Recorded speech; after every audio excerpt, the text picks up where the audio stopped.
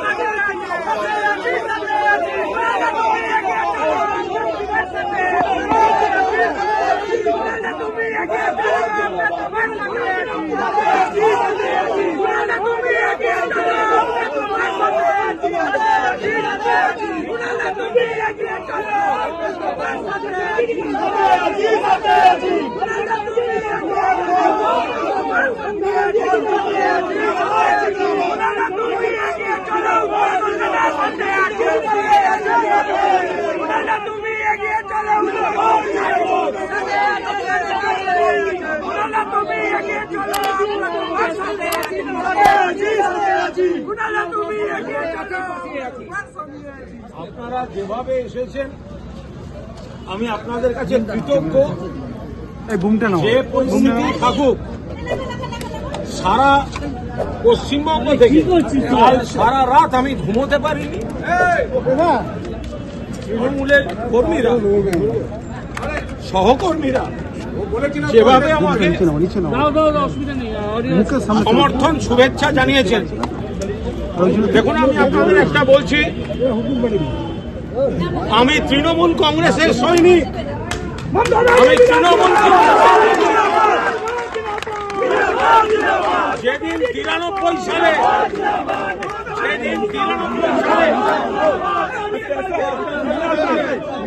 যেদিন 93 সালে আপনাদের অনেকের জন্ম হয়নি, সিপিএম মমতাদিকে খুনের চেষ্টা করেছিল। আমি পুলিশের গাড়ি থেকে অচৈতন্য মমতাদিকে তুলে নিয়ে হাসপাতালে গিয়েছিলাম। ফলে আজকে যে বা যারা সাধারণ কর্মীদের আবেগকে সম্মান না দিয়ে দাদাগিরি জমিদারি চালাচ্ছেন, আমি একজন কর্মী হিসেবে সেই প্রথার বিরুদ্ধে লড়াই করছি। আপনাদের সঙ্গেও যখন এই ঘটনা ঘটেছিল আমি সাধ্যমতো চেষ্টা করেছি আপনাদের পাশে থাকতে। আমি বলছি যে আমি তৃণমূল কংগ্রেসের কর্মী। কোন এই ঘরে বসে থাকা নেতারা তাদের চামচা না হলে পুলিশ দিয়ে হ্যারাস করে আপনাদের ওপরও যা যা করেছে, আমি আবার বলছি, আমি পদে থাকি না থাকি, যদি এই অসভ্যতা হয়, কুণাল ঘোষ আপনাদের সামনে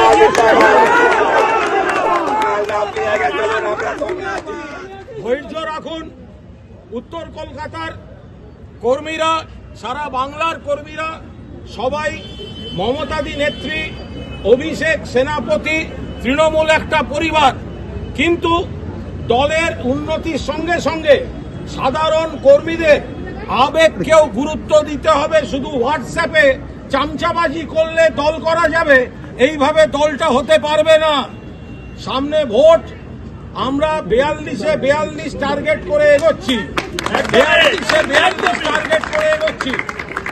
কে কি ব্যবস্থা নিল, আমি যদি আমার মন থেকে তৃণমূল কংগ্রেস করি, কেউ আমার সেই অধিকার কেড়ে নিতে পারবে না।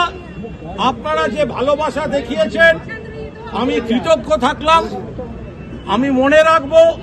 এবং চারপাশের আরো জেলা থেকে যারা ফোন করছেন আমি একই কথা বলেছি, এই লড়াইটা কর্মীদের অপমান করা যাবে না। পদ নয়, পথে আছি। আপনারা পরিষ্কার শুনে রেখেছেন।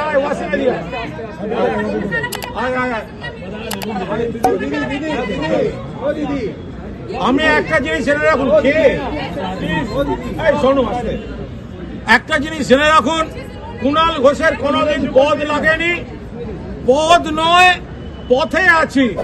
যেখানে রাস্তা, যেখানে তৃণমূল, যেখানে তৃণমূলের কর্মীরা, দেয়াল লিখনের কর্মী, বুথ কর্মী, কুণাল ঘোষ তাদের সঙ্গে আছে এবং থাকবে, এবং আজ না হলে কাল মমতা দি আর অভিষেক এগুলো অনুধাবন করবেন, বুঝবেন।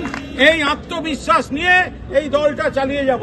আপনারা যান, আমার তরফ থেকে অনেক অনেক অনেক অনেক ধন্যবাদ রইল।